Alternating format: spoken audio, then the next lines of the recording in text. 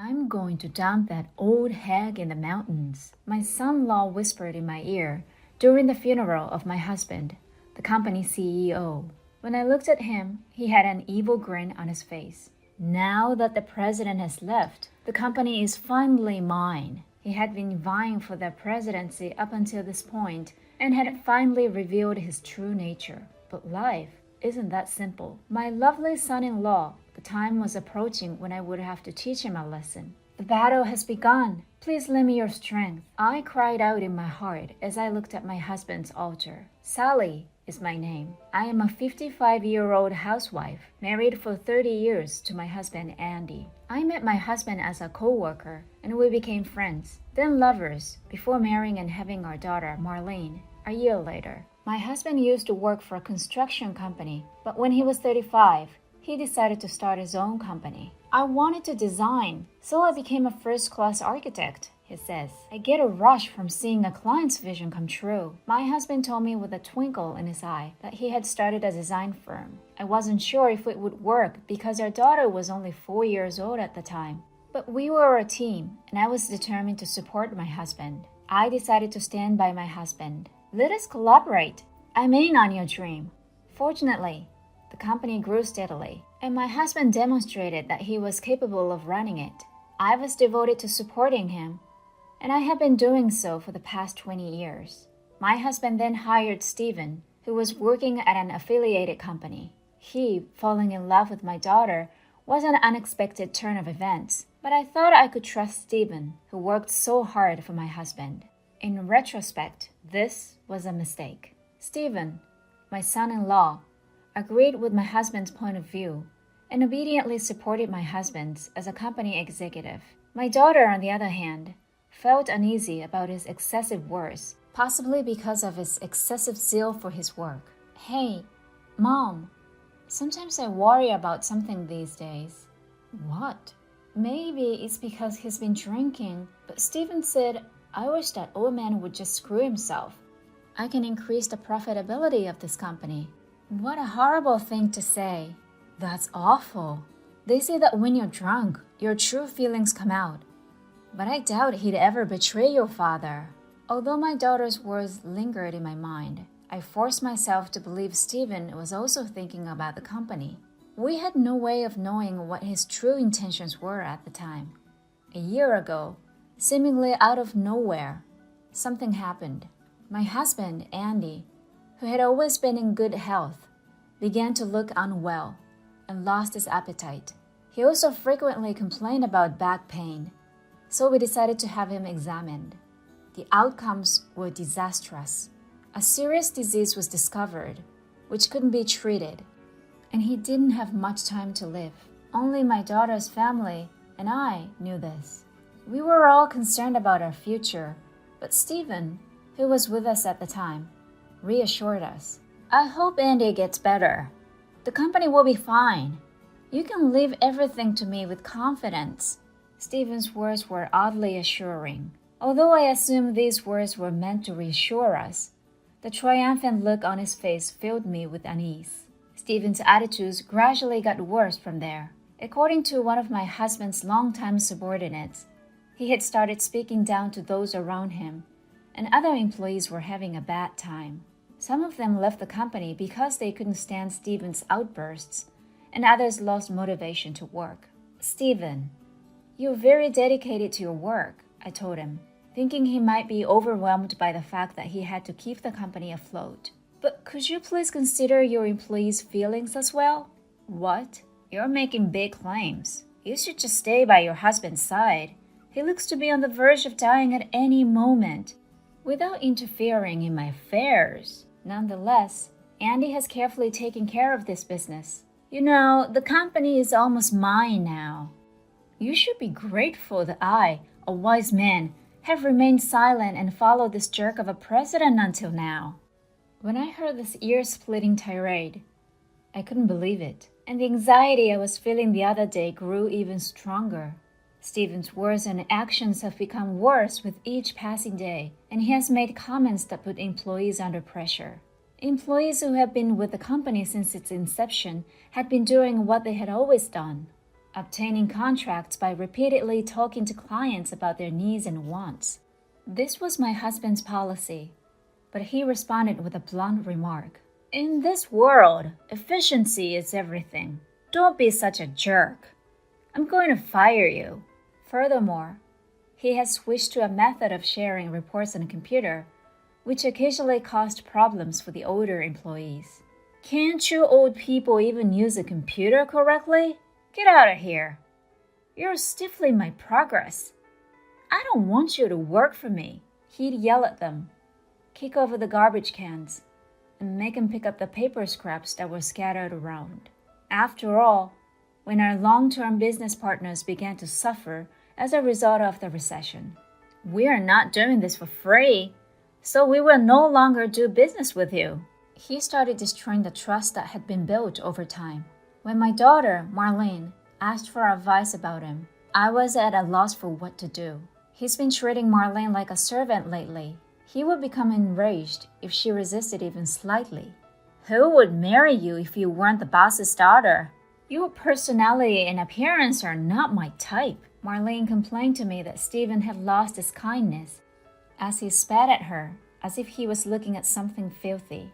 Mom, Stephen has changed. No, the Stephen we see now is the real Stephen. And we were duped. My daughter sobbed out of frustration. After hearing about Stephen's actions from his subordinate, my husband was also concerned about his employee. He summoned me to his bedside one day and asked for a favor. All right, I'll take care of it, so don't be concerned. I promised my husband something. More bad things happened a short time later. Despite his best efforts, my husband died within a year of being told he had little time to live. I couldn't stop crying at my husband's funeral, remembering how we shared similar values, had never argued, and had lived a happy life thanks to him. However, when we were listening to the priest's sermon, Stephen brought his face close to mine and whispered in my ear, I'm going to dispose of you in the mountain. I noticed that he had an evil smile when I looked at him. This was Stephen's true nature. He had been on the board of directors since my husband's hospitalization, and now that he was gone, he must have felt secure in his position as president. From now on, I can make the company do whatever I want. I could almost hear his thoughts. Stephen, who has taken the word for granted, has no idea what fate awaits him from now on. I'll be the one to put an end to this. It is now time for me to keep my promise to you. Give me your strength. I looked at my husband's coffin and confirmed my resolve. A shareholders' meeting was called following the funeral. Stephen, the director, arrived late and sat down on a chair in the center of the room with a thump, looking around at everyone. He was startled when he saw me sitting at the same table as him, and his eyes fluttered several times. Why the old hag?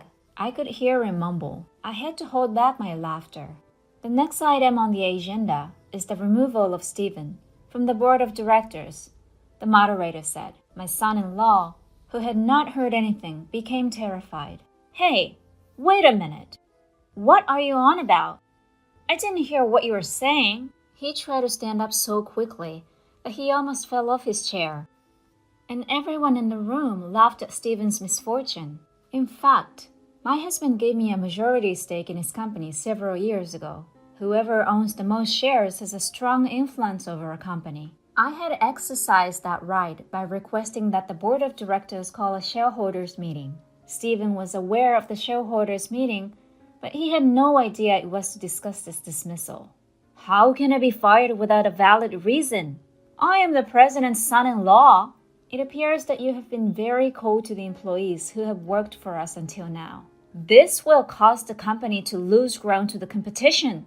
That's why, you amateurs, you have no idea what you're talking about. I'm not saying we can't experiment with new approaches. I'm saying we should look after our business partners as well as our employees. The shareholders nodded their heads as they listened to me. They understood and agreed with Andy's ideas about the company. Stephen noticed this, raised his eyes, filling with rage, and yelled at me. Things like that won't lead to the company's profit. Oh, you work solely for your own benefit, not for the benefit of the company, don't you? I know the truth. What are you talking about? Stephen, you're completely out of line. Take a look at this. I held up the internal documents that my late husband had entrusted to me in front of Stephen. Have you been misappropriating company funds for your own personal use? The room erupted at that point, and all eyes were drawn to Stephen. He was agitated, and there was a cold sweat on his brow. How did you find this? It was given to me by Andy. That man had a customer-first policy. But you denied it and attempted to change it, didn't you? That's why he wanted me to bring this up. Damn! It's not fair of you to be snooping around. The company cannot afford to have embezzlers on its payroll. So, who will be the next president? There's nobody else but me. Don't be concerned. My husband has requested that I take over. What? What nonsense are you on about? A novice hag cannot run a business. It's no surprise Stephen said that, because he knows nothing about me.